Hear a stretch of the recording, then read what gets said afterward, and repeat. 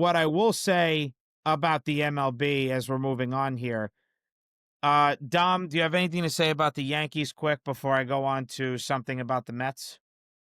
Ryan Yarbrough is back. He signed for a 1-year deal, $2.5 million. It's a good pickup. I mean, he did decent last year. Nothing anything too crazy, nothing anything too amazing, nothing anything too bad. We need the arms, especially in the bullpen. So hey, I'll take it. Okay. And that's Um, literally it. yeah.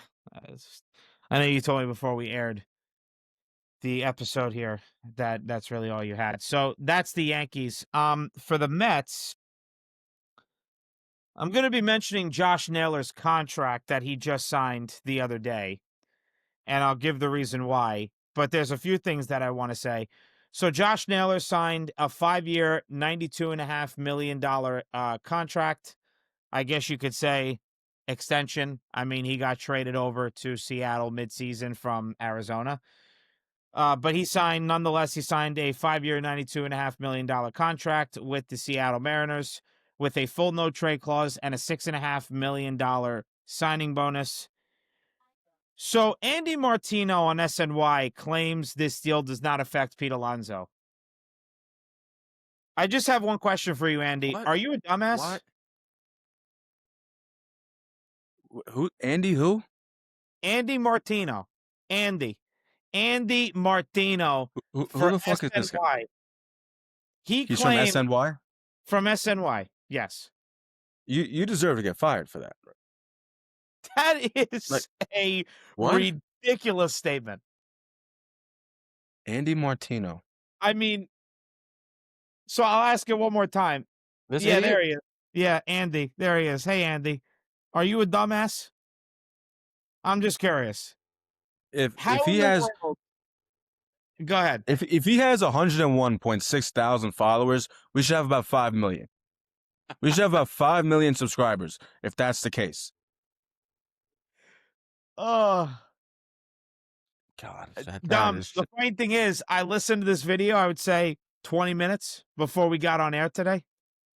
I didn't see it until this morning. He claims that it doesn't really affect Pete Alonso's market that much. Now, let me just get into some things that I wrote here before you give your take on this one. I'm just going to be upfront with it. This is absolutely hurting Pete Alonso's market. And Scott Boras will now have to justify his claim of Pete Alonso deserving a long-term, exorbitant deal from not only the Mets, but frankly, anybody. He said he wants Alonso getting 6-7 years north of $200 million plus. And with, I mean, if I could do math here, 92.5 divided by 5, that's about 18 to 20. That's about 18.5 million a year for Josh Naylor with the Mariners. That is not remotely close to what Scott Boras wants Pete to get per year. He wants him to get like double that, literally. Double that is 37 million a year. He wants Pete getting like 35 to 37. Okay, Josh Naylor, for starters, and Andy Martino even mentioned this. Josh Naylor is 2.5 years younger than Pete Alonso. Pete Alonso's turning 31 December 7th of this year, and Josh Naylor's turning 29 on, I think, June 22nd, it is, of next season, during next season. Okay, he's also, Josh Naylor, that is, he's a strong power hitter as a first baseman. And of course, I know Alonso won the Silver Slugger Award for the National League, but I'm going to be honest, that doesn't really move me that much. We know that Pete can hit homers. I mean, he set the National League rookie home run record the first year he was in with 53. So we know he can hit. So it's not really surprising that he got Silver Slugger. But does Pete Alonso play good defense? No, but Josh Naylor does. Josh Naylor plays good defense at first. And then the most important stat to me, I don't know about you, Dom, but me personally, the most important stat is wins above replacement. The acronym is WAR, W-A-R. Pete Alonso's this past season was 3.4. You want to guess Josh Naylor's, Dom? 6 something? Nah, It was the same. It was like 3.1, 3.2.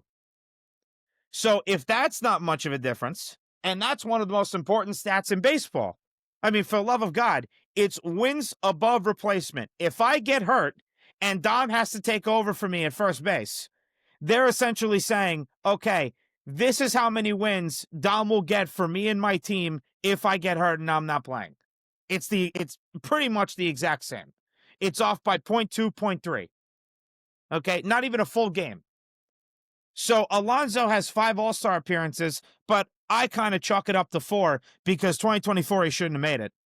I mean, that was a pathetic All-Star selection. He should have never made that All-Star team that year. He was terrible. And Josh Naylor has 1, which was the year that Pete Alonso shouldn't have made it, 2024. Okay? There was a contract prediction from Sleeper Mets on Twitter, 5 years, $135 million. I'm honestly good with it. I'm even good with 5 years, 150, but that's it. Josh Naylor's contract. Say it again? He's not going to want that. Oh, I know he's not going to want it, but if you look at Josh Naylor's contract, I think it's definitely going to affect it. You could say, oh, well, Scott Boras is going to say, oh, well, my client, he won the Silver Slugger Award, and he had a great bounce back year last year. And, he set the home run record for the Mets. Hey, Scott, do me a favor. Pipe it down and shut it.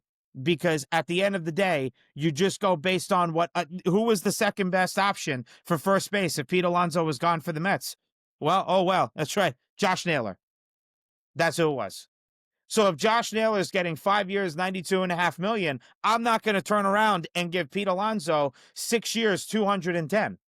I'm not going to do it. It's just not going to happen. So I personally think, and I guess Dom agrees with me, that Josh Naylor's contract is 1,000% affecting Pete Alonso's market. Andy Martino, you are a certified dumbass. I got to be honest. That's just like sports 101. That's not even just like, this isn't just about like a first baseman. This is about pitching, outfielders, point guards, wide receivers, linebackers. This is sports 101 that we're talking about here. There's a market for every single position, and every contract matters for that market.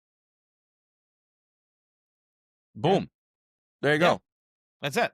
I made his next segment for him that he should have said the other day. Yeah. What? I agree. I don't know. But he had to say something else, like the reason behind it. Which now after this, I'm gonna be watching this idiot and Andy Martino. Honestly, I'll take your job. Thank you. Or Chris, one of us will take it. Whoever. We'll take your SNY job quick. Whoever. Miraculous. I'm sure he said something else, Dom. I just didn't hear it. But honestly, I heard enough in the 1-minute video that I heard this morning from SNY that they posted. I mean, I was just like, what is this guy talking about? He's talking about, well, Josh Naylor is 2.5 years younger, and, Josh Naylor is a better defensive first baseman, and he does have power, but it's not affecting Pete Alonso's market. Dude, are you listening to yourself? Did you hear everything that you just said? Are you kidding? You said everything that makes it the reason why Josh Naylor's contract hurts Pete Alonso's market. I'm reading comments from the video. I've never met anyone who likes Martino. Silly take. Of course, market values matter. It mattered when Christian Walker took 3 years, $60 million last offseason. Yes. The 20 million AAV Naylor deal matters. No shit. I didn't even read the comments, Tom. Thank you for reading them. I didn't even read them. I just saw the video and made my own comment. This is a good one right here. Ready? Martino said the Mets were going to trade Zach Wheeler and Noah Syndergaard. He knows the industry as much as my 8-year-old son. It's a good comment. Come on, man. He at least got to be on probation. At least after that. Dude, that was crazy. That was whatever. I'm done. Yeah, we said enough. I don't need to keep entertaining that idiot. All right, so that's it for the MLB. That's the only thing I had to say really for the Mets. Free agency is still moving along and trying to continue to brew up and create some sort of hot stove.